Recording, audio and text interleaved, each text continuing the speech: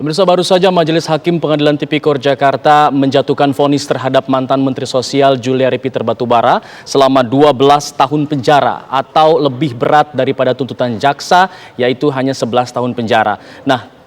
Vonis terhadap Juliari Peter Batubara ini juga diberatkan, juga ditambahkan dengan pidana tambahan, yaitu berupa pidana denda sebesar 500 juta rupiah yang harus dibayarkan. Jika tidak dibayarkan maka akan dikonversikan menjadi pidana kurungan selama 6 bulan penjara. Adapun pidana tambahan lain adalah harus membayarkan uang pengganti sebesar 14,5 miliar rupiah yang juga harus dibayarkan dalam waktu 1 bulan ke depan. Jika tidak dibayarkan maka ini akan dijadikan atau pihak pengadilan akan merampas harta benda dari terpidana, dan jika tidak cukup maka akan dijadikan pidana kurungan selama 2 tahun ke depan. Adapun pidana tambahan lainnya itu adalah pencabutan hak untuk dipilih selama 4 tahun selepas terpidana menjalani masa pidana pokoknya.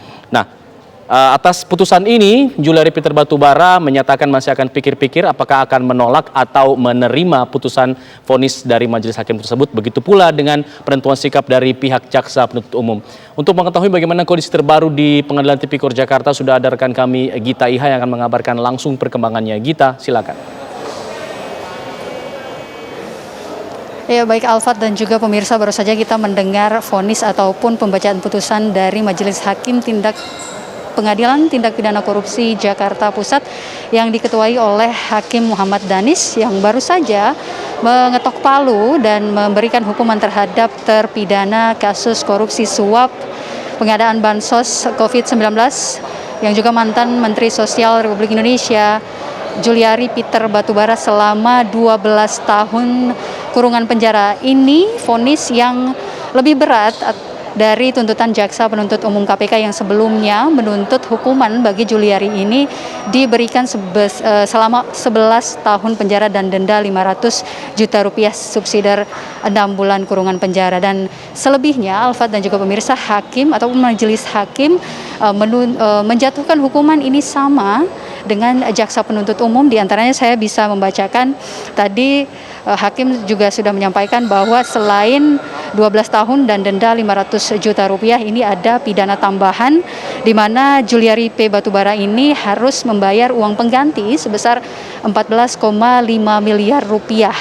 Ini sama dengan tuntutan jaksa penuntut umum dari KPK juga, di mana apabila Juliari tidak mampu untuk membayar uang ganti sebesar 14,5 miliar rupiah, maka akan disita sejumlah hartanya untuk bisa menutupi uang sebagai uang pengganti tersebut. Apabila juga uang dari hasil penyitaan itu tidak mencukupi, maka Juliari Batubara diwajibkan untuk bisa menjalani hukuman badan selama 2 tahun. Tidak hanya itu, Alfat dan juga pemirsa, ada pidana tambahan yang kemudian dijatuhkan oleh Hakim Muhammad Danis ini, yakni pencabutan hak politik terhadap Juliari Batubara pasca dia menjalani pidana pokok, dan setelah 4 tahun setelah itu tidak boleh dipilih atau berkecimpung di politik lagi, begitu Alfat.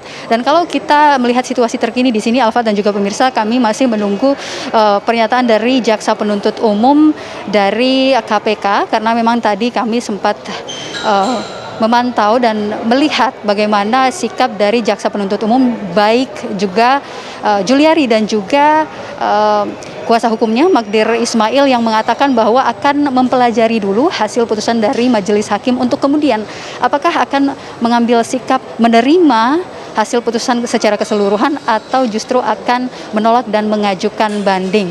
Alfat dan juga pemirsa, kalau kita mereview lagi, Juliari Batubara ini memang didakwa oleh jaksa penuntut umum menerima sebesar 32,48 miliar dari hasil penanganan pengadaan bansos COVID-19. Dari rincian yang dapat kami sampaikan, ada sekitar 1,28 miliar diterima dari Hari Fansi Dabuke yang merupakan pengusaha, kemudian juga ada dari Ardian Iskandar yang juga merupakan pengusaha sebesar 1,95 miliar, dan kemudian ada 29,25 miliar dari beberapa vendor bansos yang tercatat dalam pengadaan bansos tersebut. Kalau dirinci lagi, Alfat dan juga pemirsa, dari 13 kali gelombang pengadaan bansos, Juliari ini sengaja memotong setiap paket 10.000 untuk 13 kali gelombang sehingga totalnya ini mencapai 32,48 miliar rupiah. Akibatnya dengan tuntutan dari jaksa tersebut, Hakim Damis tadi menyetujui untuk bisa menjatuhkan lebih berat hukuman kepada Juliari Batubara dengan hukuman penjara 12 tahun penjara, melebihi dari jaksa penuntut umum yang sebelumnya menuntut 11 tahun penjara untuk Juliari Batubara. Sementara demikian, Alfat, kami kembalikan ke Anda di studio.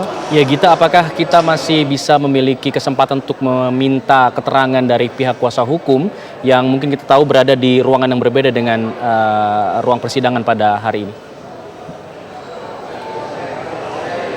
Ya, baik Alfat, untuk kami informasikan bahwa Ketua kuasa hukum daripada Juliari Batubara ini, yakni Magdir Ismail, memang ini bersama dengan Juliari melangsungkan sidang secara virtual di gedung KPK, sementara untuk beberapa kuasa hukum dari Juliari Batubara sendiri memang ada di sini, dan tim kami juga masih menunggu untuk bisa menanyakan dan juga meminta pernyataan lebih lanjut dari kuasa hukum dan juga jaksa penuntut umum mengenai langkah mereka ke depan dalam beberapa minggu ke depan.